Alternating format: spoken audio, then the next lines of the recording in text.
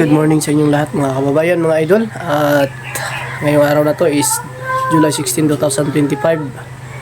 So, explain natin ngayon mga idol na ang pinuntahan natin kahapon ay tungkol sa ating trabaho. So, yan mga idol, yung pinuntahan ko ay by schedule yan po. Hindi porket pinuntahan natin yung area ay trabahoin natin agad. Kumbaga ay nakaschedule po ang bawat trabaho natin na gagawin. So pinuntahan ko yun para at least makita ko lang yung area kung saan siya banda sa may Takurong po. So ngayong araw na to is araw ng Miyerkules. Patuloy tayo sa pagtrabaho doon sa PB team kasi yun po ang ating goal. Kasi napaalam naman tayo kay Boss Ider kung mag-absent tayo. So yan, and salamat sa inyong lahat sa palagi inyong suporta sa Bitoy Daily Mix Vlog, kahit na siguro ay mga sa susunod na linggo ay hindi na po tayo makapagtrabaho sa PB team. At ngayong linggo na sigurong ito ay kailangan nating madalian yung trabaho sa PB team. Konti na lang ang tatrabahoin namin dun. So salamat palagi sa inyong suporta.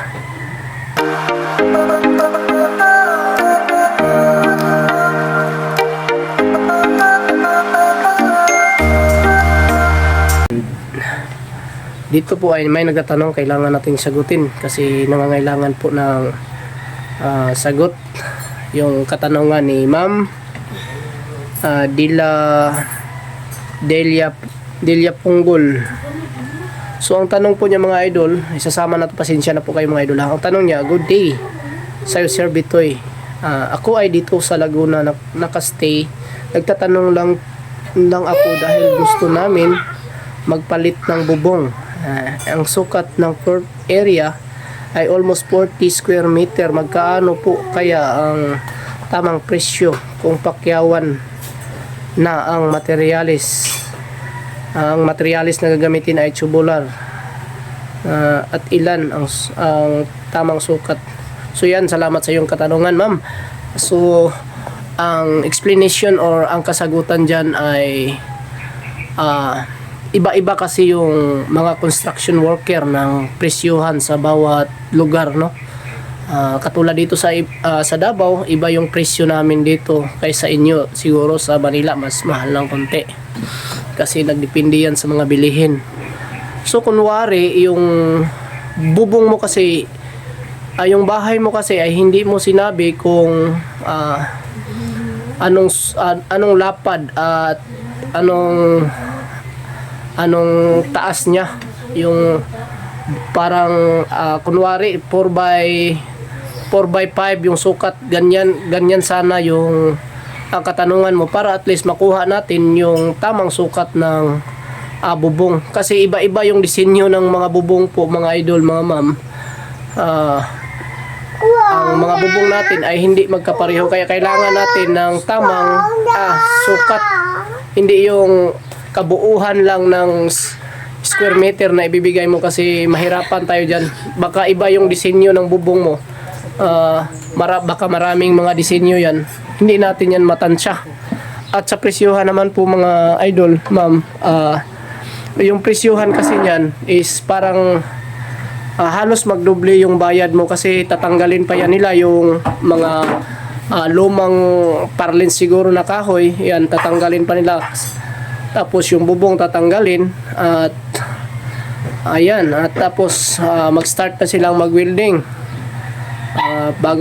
Pagkatapos ng welding, tsaka na sila magpapalit ng bubong. So ganyan yung proseso ng trabaho, hindi yung palit agad ng bubong.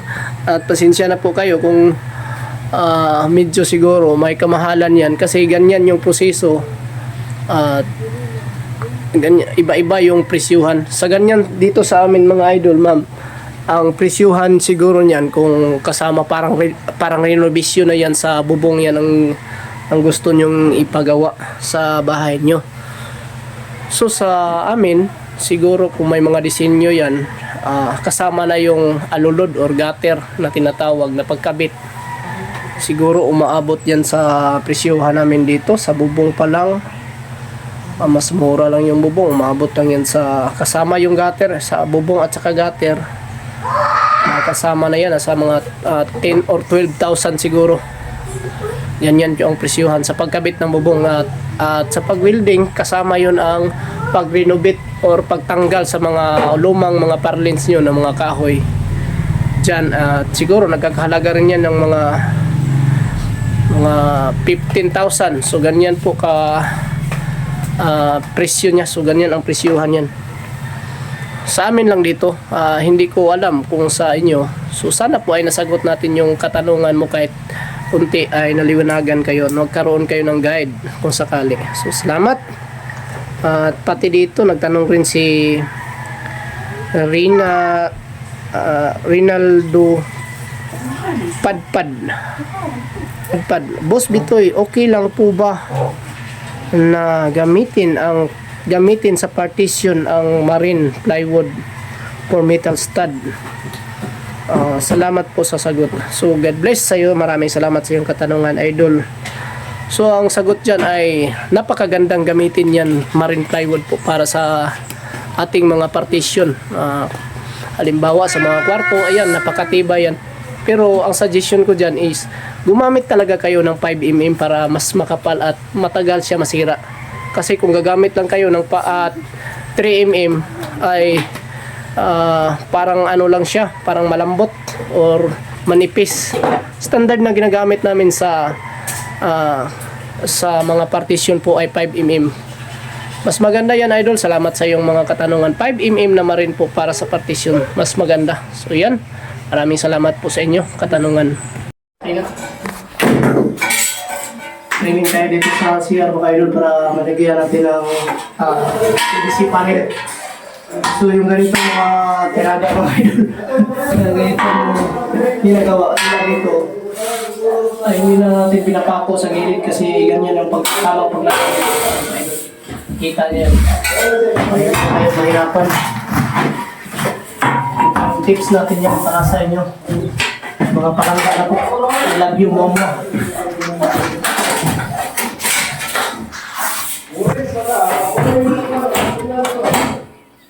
Mataas ang kanyang pasensya.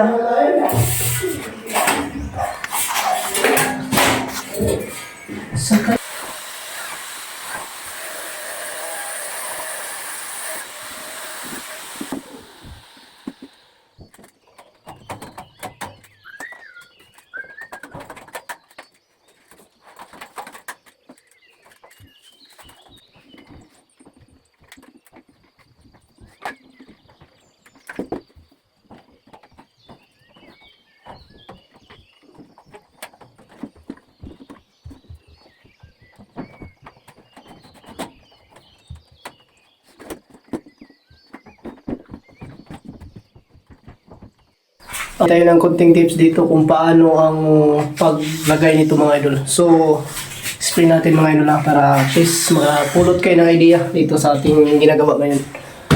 So, dito to sa may CR, dito sa Pugong Biyahero. Ayan, nakakabit na tayo sa kabit ng kisame. So, yun mga idol, kung makikita nyo, yan.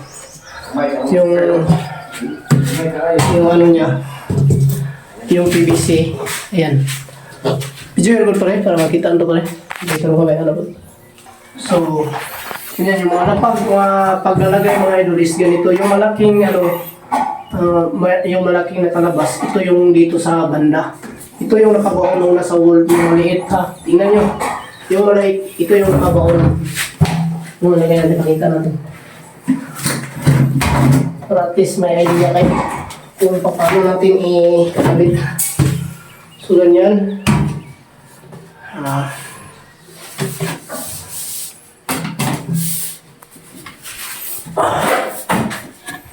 Tapos mahirapan tayo dito sa paglagay mga yun kasi maliit yung ilalim. Ang gagawin nyo dyan, sabihin nyo na kunti yung plastic ganito. Kapagkita mo balik pare, ganun i-bend nyo. Tulak mo dito sa yung kamay natin, tulak dito pagbaba. Yung bend nyo, tapos pasok yan. Ang galing. Yan, kunting tips. Yan mga idol, guys. Makita, yan. Yung maliit, yan, yung maliit. Tapos ito yung malaki. Kasi dito tayo mag-rivets. Yan. Tapos yung maliit, dyan yung pinakauna nating papasok dito sa gilid. Yan o. Dyan natin papasok.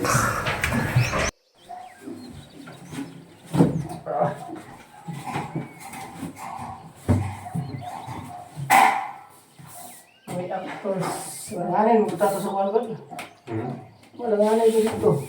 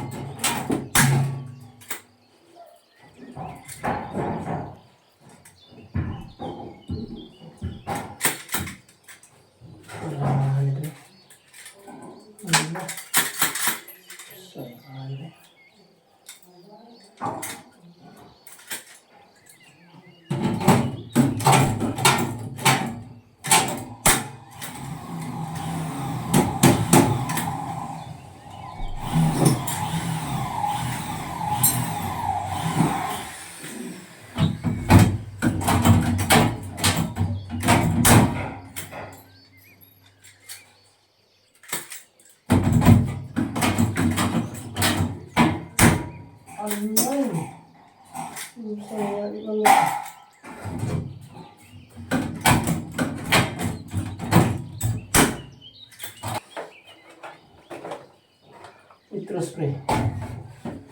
Anak mo siya pre. Ano yung ingon?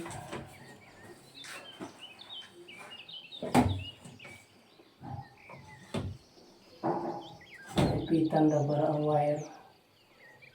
Ang wire dito na siya lalong.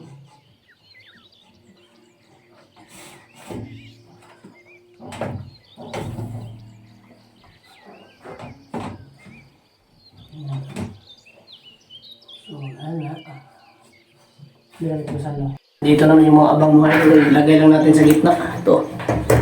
Itong ano, ito yung ano. Ito yung maging exhaust fan dito. Ito po yung wire ng exhaust fan. Oh. Tapos yung sa ilaw, sa gitna, sa ilalim na natin ito ilalagay. Madali lang ito. Ayan. Exhaust fan. Mahirapan tayo sa pag-isot. Wala ka rin. Ilan yung karin niya? Wala siya ba?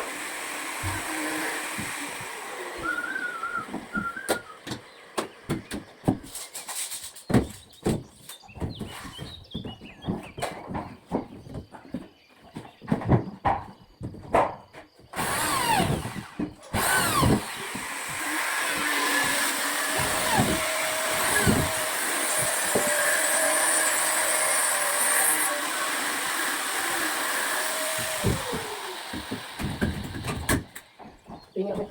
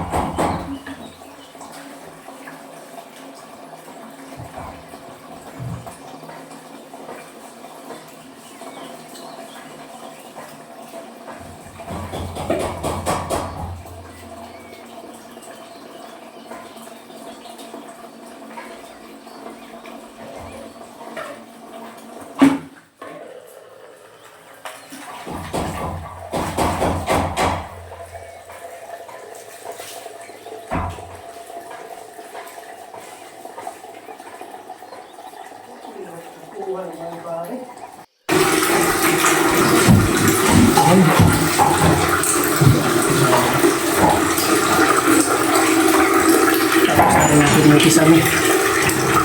Ayan. Dito. Yun po ang ating exhaust fan. Yung butas na exhaust fan natin.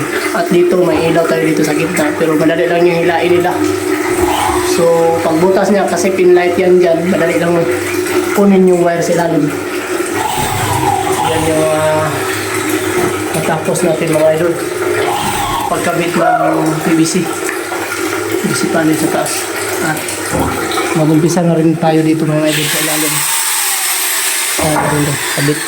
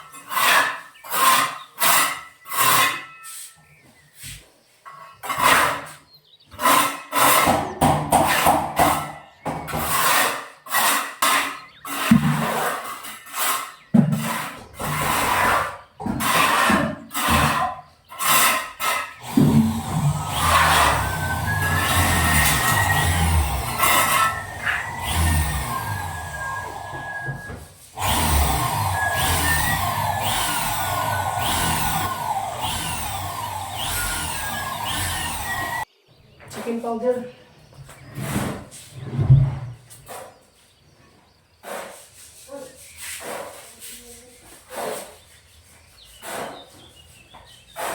Para kumapit yung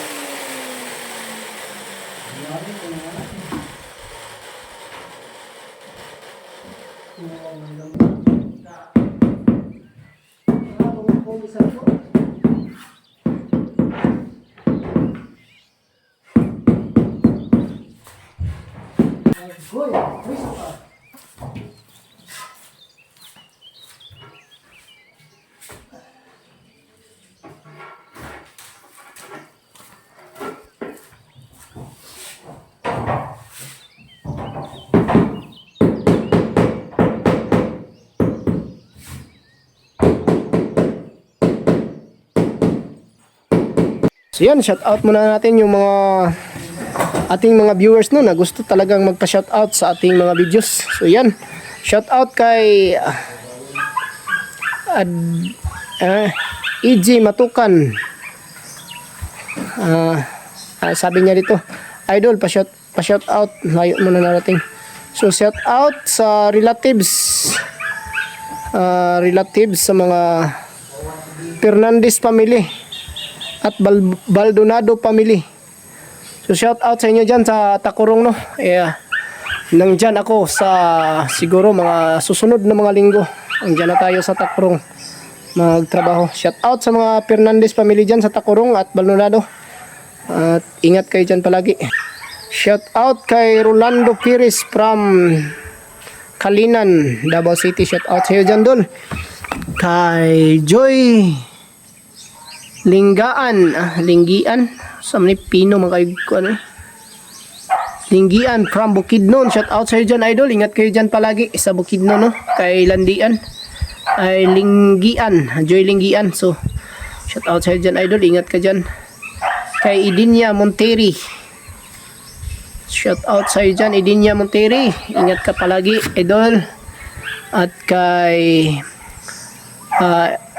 Iluminada Lanting, Tanuan City, Batangas. Shout out sa inyo dyan lahat sa Batangas. Shout out sa inyong tanan. Urot. Maraming salamat po pala sa inyong lahat, no, sa palaging pagsubaybay sa ating mga videos. Maraming salamat kay Dila Castro from Iloilo. So malayo na pala yung narating ng ating mga video. Maraming salamat sa iyo dyan, Idol Castro. Ingat kayo dyan palagi sa Iloilo. Kay Ronnie Morilla from Quezon City. Ingat kayo dyan sa Quezon City. Kay Ronnie Morilla, Idol, maraming thank you. At kay Maria New from Cainta. So maraming salamat sa inyong lahat sa Cainta. Ingat kayo palagi. And salamat sa suporta nyo palagi sa Bitoy Daily Mix Vlog. At sa lahat po ng mga new subscriber, thank you. At sa lahat ng hindi nag-skip ng ating mga videos sa inyo, maraming salamat sa inyo dyan, Idol. So saludo ako sa inyong kabutihang puso, no? So yan. Yan, at dito sa loob ay nag-flooringan na po. Dito siguro, baka bukas siguro sila ay mag-flooring na rin dito. Ayan. O, yan o. Baka bukas ay na-flooringan na po nila to. So, ito po yung latest update natin dito, mga idol. Ganang hapon mga kababayan, mga idol. At ating i-update ang ginagawa nating araw na ito. So, yan, at ang kisame po ng CR ay natapos na natin ginawa kanina. Nakabit na po natin lahat po yung PVC panel. Ayan, yan po yung, kung nakikita nyo yan, may butas. Yan po ay para sa exhaust fan. Tapos yung gitna, wala tayong binutasan na ilaw kasi pin light po yung gagamitin dyan. Madali lang yan butasan kasi pabilog yung butas niya at hilahin lang yan sa taas yung mga nakalagay na wire dyan para ilagay natin yung ilaw. So, yan ang update natin sa CR. At sana ay nanood kayo para may mga kunti tayong tutorial dyan na binigay sa inyo, tinuro. At pati dito rin sa baba, ayan po ginawa natin yung tiles dito, mga idol. Yung mga siruho dito, ayan o. Ayan, kulang pa ng 4 na piraso kasi nabutan na tayo ng oras at wala na rin tayong halo or masa na gagamitin. So bukas na naman yan natin tapusin. At pati rin dito sa labas, mga kababayan, ay update na rin natin para makita nyo ng kagandahan dito sa paligid. Ayan. Kagandahan tulad ng ating mga viewers, magaganda. Ayan. So dito ay nilinis na po nila. Oh, ayan oh. Kaunting ano na lang. Kaunting linis na lang kasi yung mga malalaking mga dumi-dumi sa paningin ay kinukuha na nila. Pati dito sa harapan po. Ayan oh. Oh, ayan. Kalinis na po dito. At makikita na rin natin yung kagandahan. Tapakita natin dito sa taas. At dito, mga idol, yung nagawa na, napalitadahan na po yung bintana ni Ate Lorna dito sa kanyang kwarto po. Ayan o, napakaganda na. So tiles na lang po yung kulang at saka pintura dito sa loob. Ayan.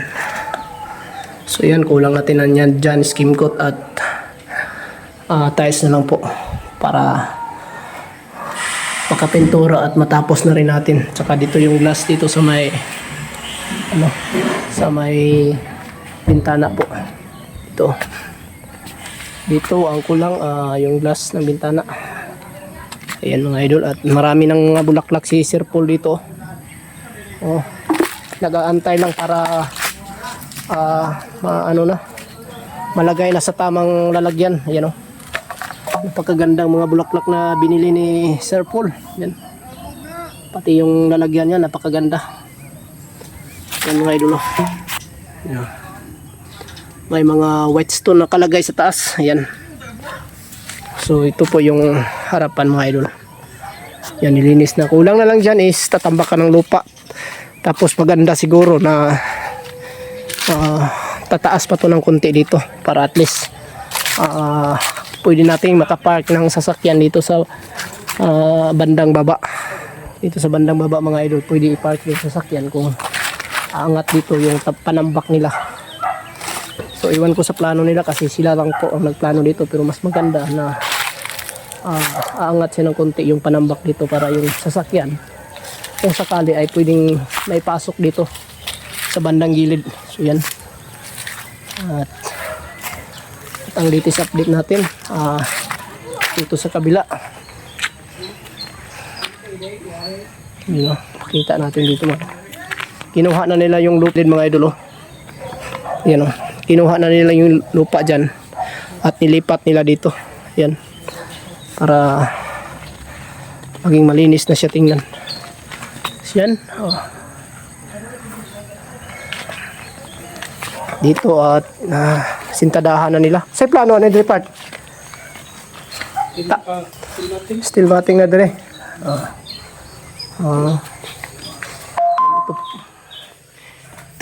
Ito po yung bodega. Nasintadahan po nila yung gilid. Ayan o. Kikita nyo. Ang plano nila dito, balak nila gawin ni Sir Paul. Sa kanya kasing plano to is lalagyan. Ayan o. Ito yung bandang dito, yung sa harap ng palabas ng bodega. So yung balak nila dito kasi is lagyan ng steel matting. Ito na yung maging patungan ng steel matting dito pag matapos na mga palitadahan to. Ayan ang idol. So hanggang dito sa taas, iwan ko lang kung walang malakas na ulan o malakas na hangin sabay ng ulan. Baka mapasok, pero wala tayong magagawa dyan kasi sila yung may kagustuhan yan. Hanggang suggestion lang tayo sa mga gagawin dito. Yan mga idol, napakalinis ng tingnan. Ha? Sige mga idol, napakaganda ng tingnan dito sa paligid mga idol at nalinis na rin nila. So ito po yung latest update natin at naikabit na rin nila yung mga ilaw dito sa harapan. Yung mga ilaw, ayan, naikabit na pati yung ginagawa nila. Sila po yung nagtapos sa ginagawa natin dito mga idol, yung design. Kasi nag-absent tayo ng isang araw at ginawa nila yung kulang. So yan na, napakaganda ng tingnan. Ayan, napakalinis na pagkagawa.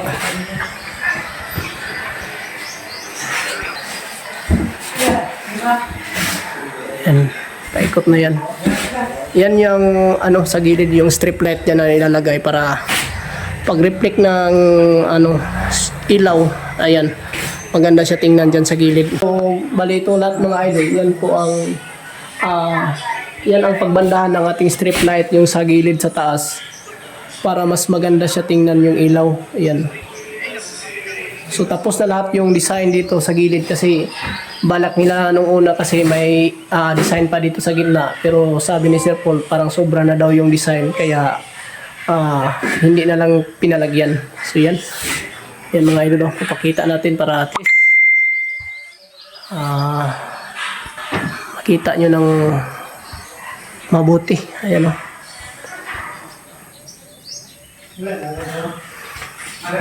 Ito po yung ginawa nila. Bali kami lahat dito pala ay nagawa. Ayan. At ito ang latest update sa ating hagdanan. Ayan o. Hagdanan natin pababa. So yan o. Tapos na yung pong mga step natin na ginawa ni Boss Bunjong. Ano? Ayan. Kapag pwede na pala sila dito makapag-stay kasi halos kompleto na po yun dito sa taas. Kulang na lang po dito yung yung design natin na gagawin dito at pintura dito sa wall at saka yung na lang yung sa sahig na binil yung gagawin dito. So yun, pagkatapos niyan parang wala nang gagawin. Kasi yung pinto ipapakyaw na lang daw. Magkuha na lang tayo ng magtrabaho sa pinto kasi gusto niya ay pahaspito ni Sir Paul. Ito po. Yung pinto ay gusto niya ipahaspi, tapos sa paghaspi nito ay kailangan ng spray. Kailangan natin ng compressor, wala tayong compressor dito, kaya yung gusto ni Sir Paul ay magkuha na lang tayo ng pagtrabaho dito kasi mabusisi kasi sa trabaho to. Kailangan tong haspi at saka tapkot. Pagkatapos ng haspi ay tapkot na naman. Maproseso yung trabaho dyan mga idol. So ang gusto nila na magmamadali, kaya pagawa na lang sa iba. So yan ang latest update natin, at sa inyong lahat magpapasalamat muna tayo sa inyong palaging suporta mga idol, mga kababayan. Dahil sa inyo ay patuloy tayo na gumagawa ng video at tuloy tayo rin na gumagawa ng mga content tutorial po, para at least kahit di kayo magsisisi sa inyong pinapanood dito sa ating mga video, makapagbigay rin tayo ng kaunting kaalaman sa inyo. Maraming salamat sa inyo, and God bless us all, and bye bye.